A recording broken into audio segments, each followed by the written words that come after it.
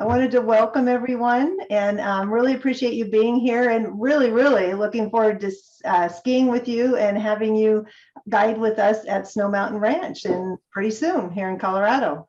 And I think we'll have plenty of snow by the end of January. And my name is Amy Brannon. I'm your moderator for today. And during this meeting today, I wanted to talk about several areas. One is the day you arrive at Ski for Light, that Saturday. We'll talk about that. We'll talk about the ski support and ski training during the week. And I'll also talk a little bit about the race and rally, what's the difference and that sort of thing.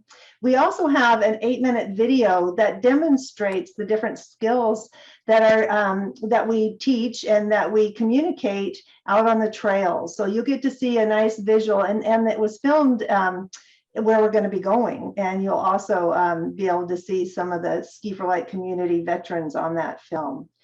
And then we look forward to hearing from you. So think about your questions at the same time.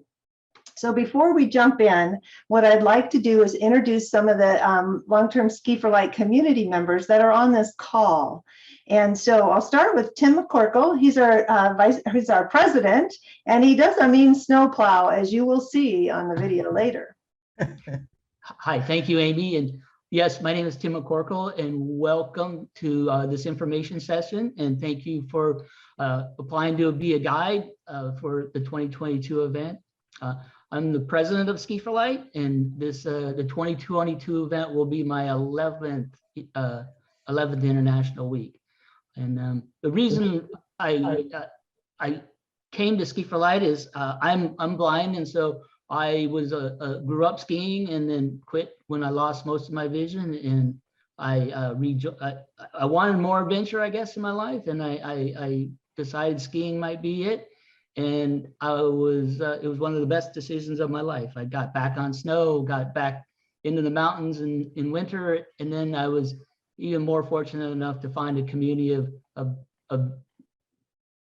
from across the world, but also like-minded people who really love to share skiing, whether they're blind or sighted, and it energizes me throughout the year. I think about the Ski for Light and the event, and that's why I keep coming back, and I hope you'll have a similar experience and we'll keep coming back too. So welcome. Yeah, thanks, Tim.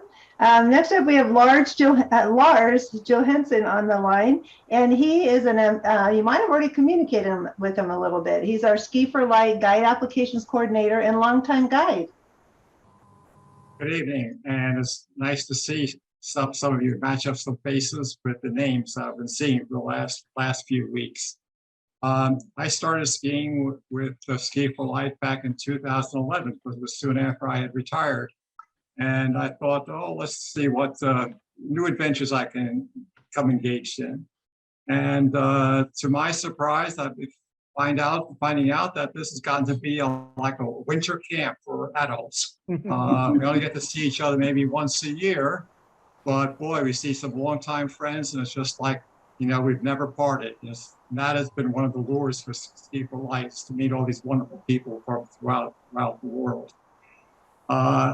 One piece of advice I would give you is that it is very common the first few times you're out there guiding a skier that you're going to be scared to death.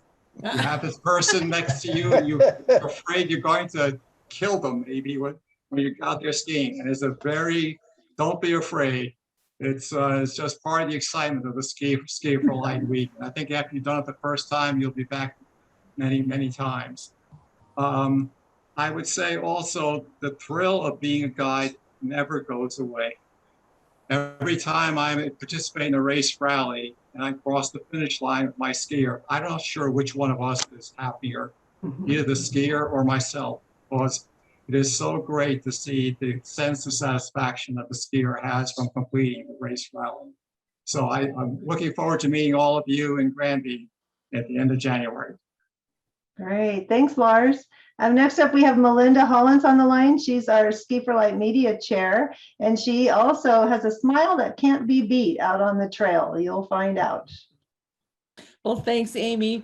What's not to smile about when you are at Ski for Light, surrounded by such incredible people? So I am also visually impaired, and I attended my first Ski for Light in 2015. That was after years of seeing a newsletter about Ski for Light and saying, oh, that looks interesting, and then putting in that in the think about later pile. And then when you got back to it, it was past the due date. And so I have a philosophy that Ski for Light is all about timing. And when your time is right for you to go, which for you guys may be 2022, then that's awesome. And it's super great. So it's a little scary for us skiers too, as well as like Lars mentioned for the guides, but realize we don't break, or not too often anyway. I guess we all could break, but this experience is like none other. And I initially thought that all these guides would be like just super nice people that like to be helpful. And then I realized that that's not necessarily the case. A lot of them are diehard skiers that loved skiing so much they just want to share it. And that's just incredible. It's a fabulous group of people. And I hope you feel the Ski for Light fever as much as the rest of us that have been at it for a while do. So welcome, and I look forward to seeing you in Colorado. Great. Thanks, Melinda. We have Sherry Richardson on the line, and she is the visually impaired applications coordinator for this event, and also our outstanding tech support for today. Thanks, Amy. I always get scared when you say that. But Ski for Light for me is really almost more about the people than it is the skiing. I love to ski, but I really love the people. And when I started skiing with the Puget Sound ski for Light group in either 95 or 96. So I've been doing it a long time. This is my 8th, I believe, Ski for Light International coming up. So, but it's just such a wonderful way to share. We all have the shared experience of skiing and what happens out there on the trails. And there's such a sense of camaraderie that I haven't found many other places, and such a sense of equality between blind and sighted folks that you don't always find when you're blind. So I'm just really excited every year. I kind of live for it all year, like Tim was talking about. And around fall, it's like, oh, good, I have to go skiing in 3 months. I got to start getting ready for it. So anyway, thank you and welcome. Thanks, Amy. Yeah, thanks, Sherry. And Julie Copens is also on the line. She is the Ski for Light Vice President and a gal with many talents and a long-term guide.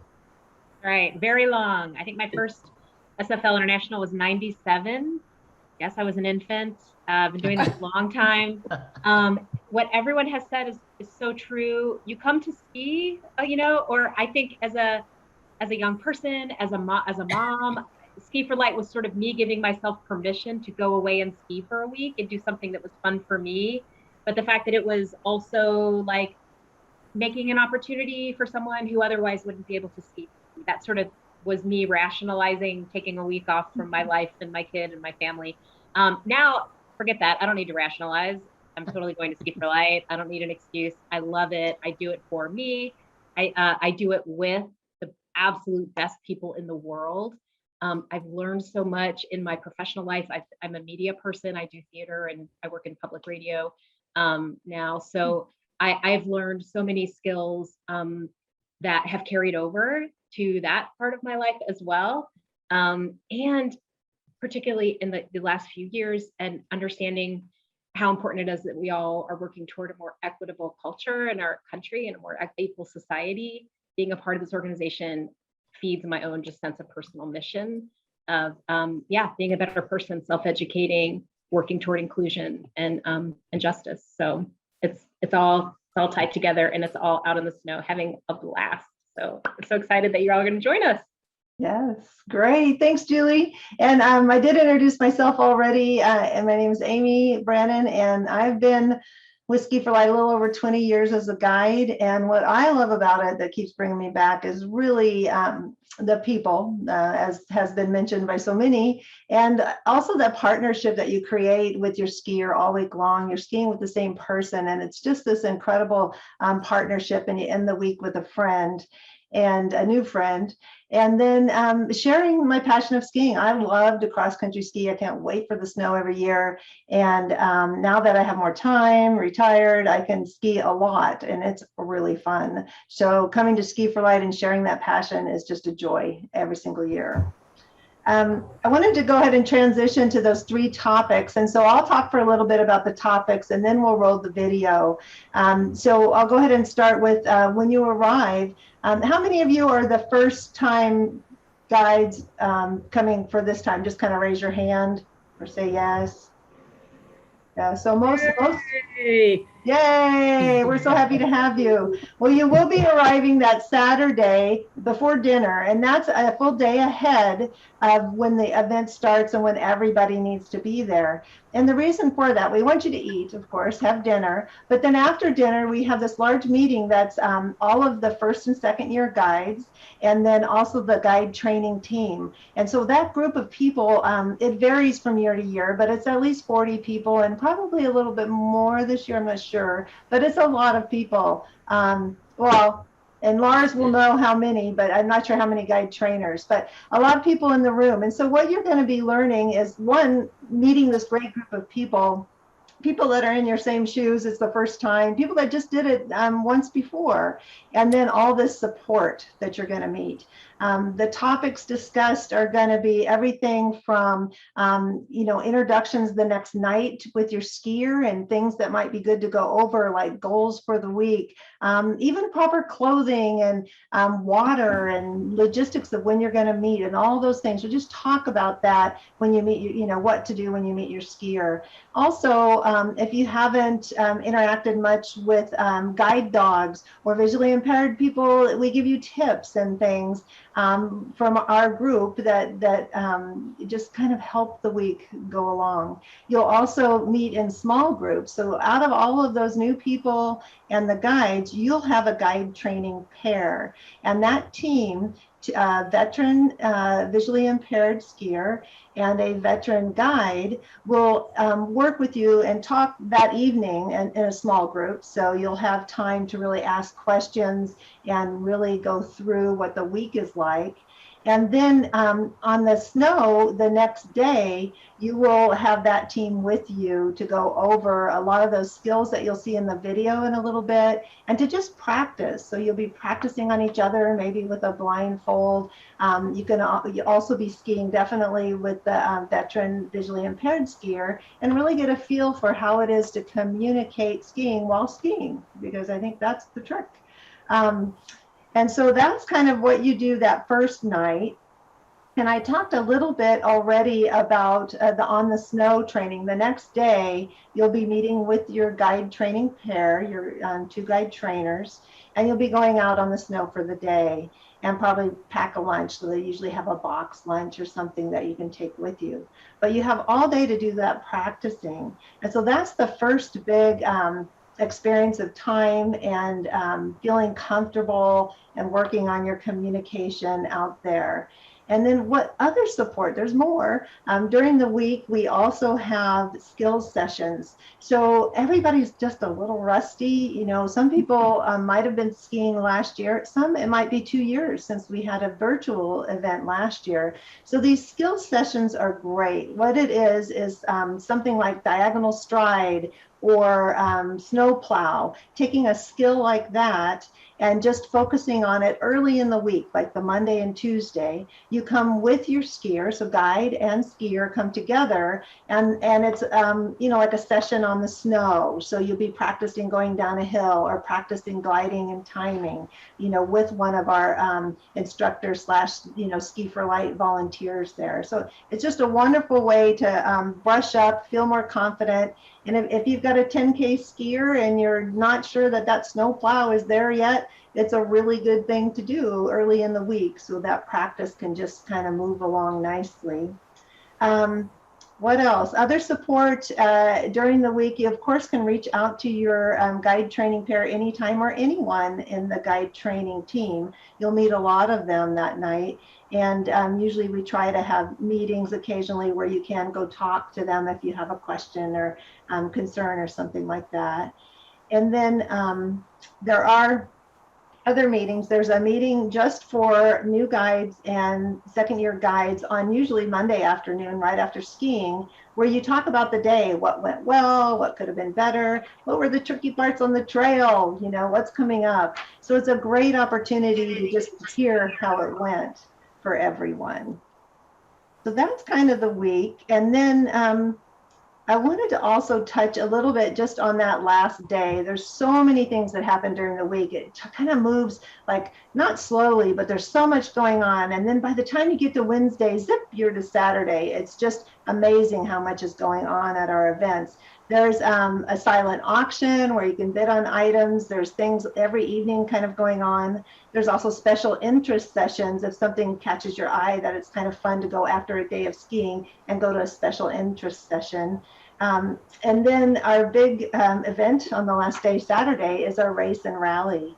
And the difference of the two, the 10K race is 10 kilometers. It is a race. It's for time. People are going as fast as they can. And it's usually a little bit more challenging course because it is 10K and sometimes an extra hill or two, of course. And then the 5K rally is non-competitive. You're really competing against the time that is set. You work with your skier, actually both 10K and 5K, you work with your skier on what's the best thing for them to do at the end of the week, what you can do together well and you want to do. And then the 5K rally is about guessing what time you might come in and then putting away all timekeeping devices during the rally. So you're not allowed to look at your watch while you're out there skiing the 5K, which is kind of a fun challenge. And for each of those races, there's a first, second, and third place, race and rally. And then there's age groups. We have kind of a median age and then above that and below that, so 2 age groups. And we have visually impaired categories are partially sighted and total, so total blindness. And then there's also a mobility impaired category too, where we have sit skiers out there.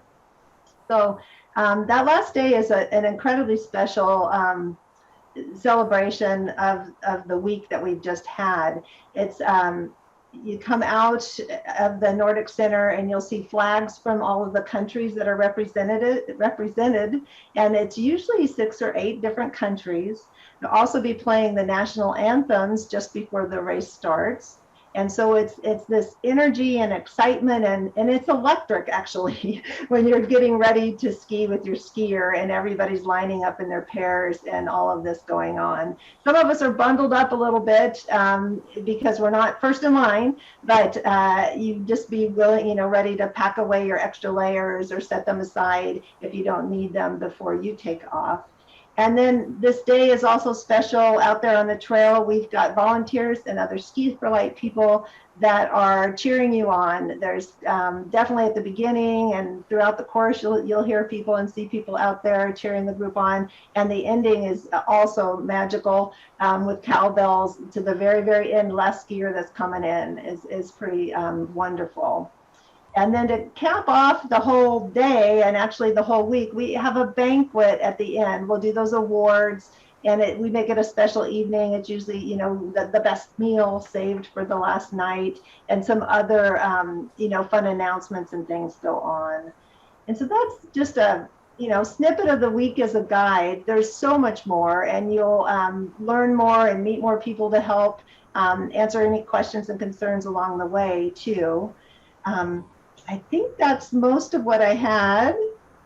And I think we're ready for video unless anybody in the group wants to add something I might have missed. And there's a lot missed because you can only cover so much, but. Well, just want to check in and see what questions we can answer if we prompted any questions for you with the content today. This is Greg Holscher here. Can you hear me? Yep. Hey, Yep. I don't really have a question. This will be my second year doing this. I was fortunate to pair up with Tim, and last time we were in Granby. So I just wanted to express my excitement for going again.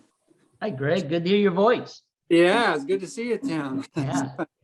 Very nice. Yeah, that was a great experience. A bit overwhelming for me being my first time, but I was fortunate to hook up with Tim, and we got through the week. Struggled. I kind of ran into snowbanks here and there maybe, but in the end, I thought we had a great race day, and it was awesome. It was awesome. Oh yeah. The best day was the last day, so that's what it's all about. Exactly. I saw that Frankie and Bob have hands up. Yeah, Yeah. hi. Go Oh, ahead, Frankie. Go ahead.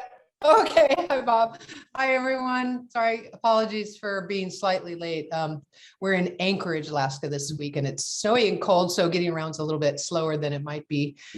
Lots of good snow for skiing, though, already, so that's very fun. Hey, I just was, this is be my second year coming to Ski for Light as a guide, and yes, tremendously wonderful experience, just meeting all the guides and all the people who showed up, and just the organization and how it's put together. I'm curious if someone can talk a little bit about how many guides there are per guidee, I guess, if that's settled yet, or are you still open for applications, or just a little more lay of the land on that would be great for me. Thanks. Yeah. Lars or Sherry, do you guys have current numbers, or maybe Tim? Well, it's Lars speaking. The number changes almost day to day. Today, the number is 116 guides. Wow. So I don't know how many visually impaired. Sherry will have to give a number for that. I have, the number does change day to day. Anyway, I have about 157 applicants, but I've invited around 100 people. Yeah. So we're still short, about 40 guides or so. Yeah, exactly. We always have a few extra guides, because things kind of happen, and sometimes it's nice to pair up if needed, but we're still kind of beating the bushes. So if you have anybody that you think might want to be a guide and join you, it's a great time to invite them. I also have, y'all have my email because I emailed you about this meeting. There's a media flyer that I could send to you. It's also available on sfl.org. So that's my guide recruitment spiel.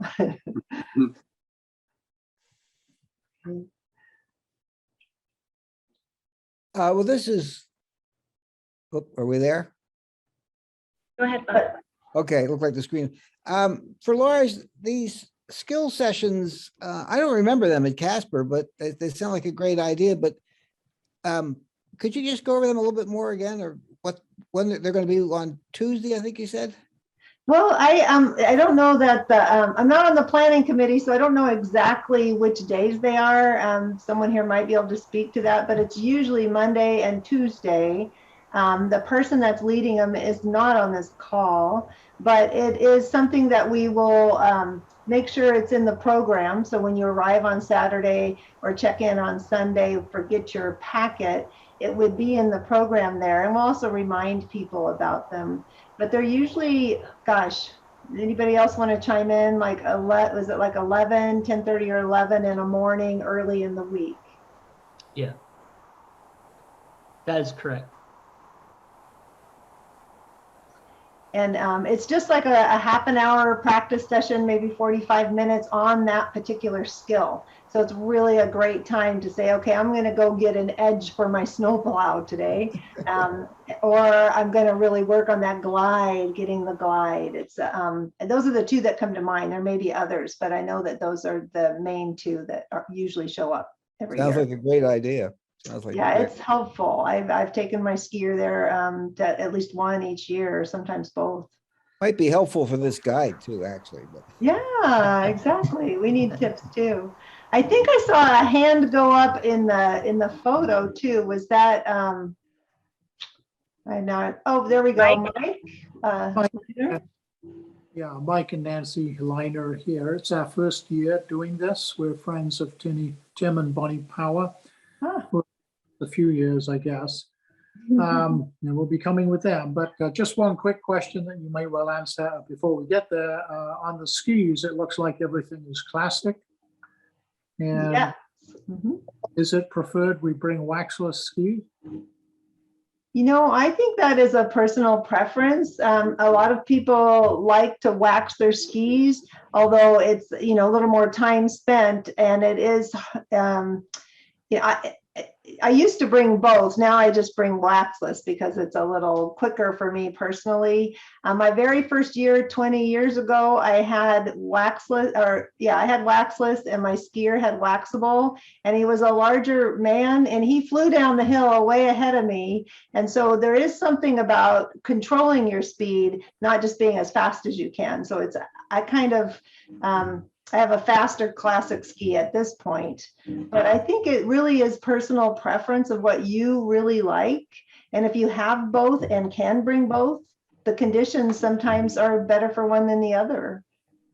So yeah, I'll second that. I think bring what gear you have, because the temperature, everything's very variable, and your skier pairing might lend itself to, like, there are times I've guided a slower skier and I'm much happier on my no wax skis. There are times when I have a racer and I need my waxables because they're faster. So you kind of don't know. If we are pretty much all classic. If you are a skate skier for fitness, or that's something you enjoy, there will probably be opportunity. You know, one of the huge benefits of this particular event location is we're staying right there. So after you come in at the end of the day, like there's maybe another hour or two of daylight, you can go back out and do a loop on your skate skis if you want for exercise, if you hadn't had enough. Like that's maybe an option for you as well. But as far as our program goes, the technique that we teach is classic, if that was part of your question too.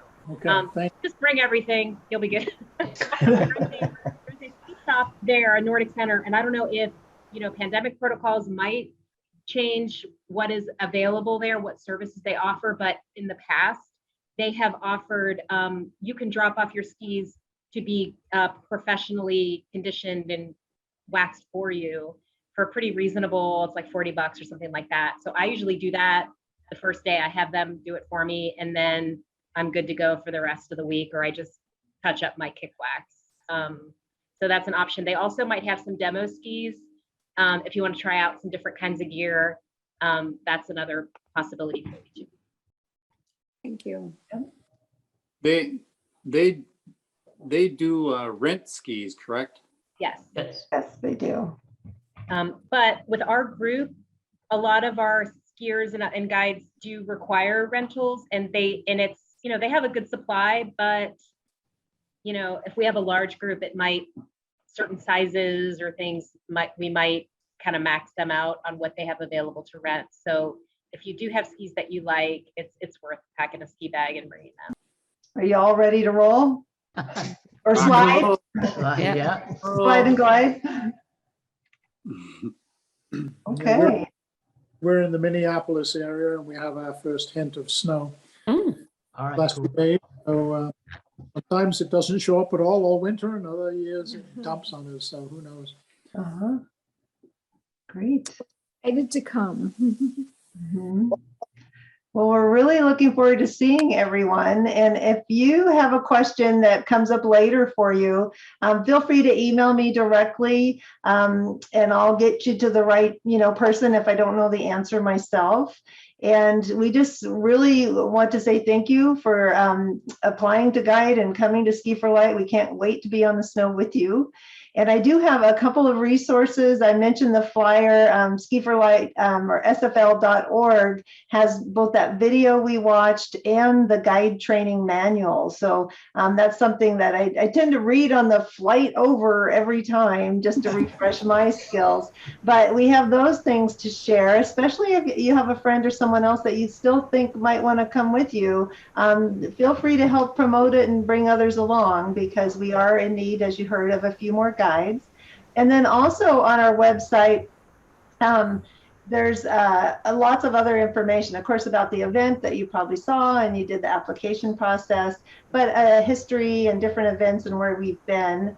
And then lastly, we're on Facebook too. So as the event starts to get going and you'll hear more, we'll post things there. And Twitter. And Twitter. And I also posted the poster that's there. I can send it to you directly too, but I posted that on my Facebook and sent it around a little bit in other like ski clubs and that sort of thing that have sites. So we'd love to have you help, beat the drums a little bit for us and have just more people enjoying the snow in Colorado. Did I miss anything else? Anybody want to add before we go? Amy, it's Lars. I don't think you mentioned that when we tried to set up our teams of the skier and the guide, especially for the first and the second year guides, we tried to put them with a very experienced skier, one who's been around a few times. And we also tried to keep in mind the fact that the visually impaired skier maybe has worked with a new guide before, so they know that they have to be patient and work with you. So that's part of our pairing sessions, that we make sure that the new guides are paired with a very experienced skier. The other thing I want to point out is that communication is very important. It's communication between the skier and the guide. But also, if you are having problems with your skier, some things don't mesh or you don't understand each other, please talk to one of us, talk to Amy, talk to me, anyone else there, so that we can get things ready and improve your experience during the week. So communication, please keep that in mind.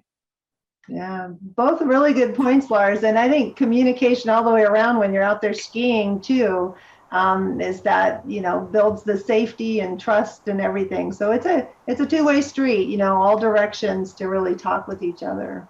It makes for a good week. Yeah. Okay, anything else? It's good. Okay, look forward to seeing y'all in Colorado. Do your snow dances. That's very important. Yeah, snow dance. Thank Very you good. all for joining us. Yes, Yeah. thanks for joining. Can't wait. Thank you. Thank Have a you. good evening, all. Bye. You too. Bye-bye. Bye-bye. Bye.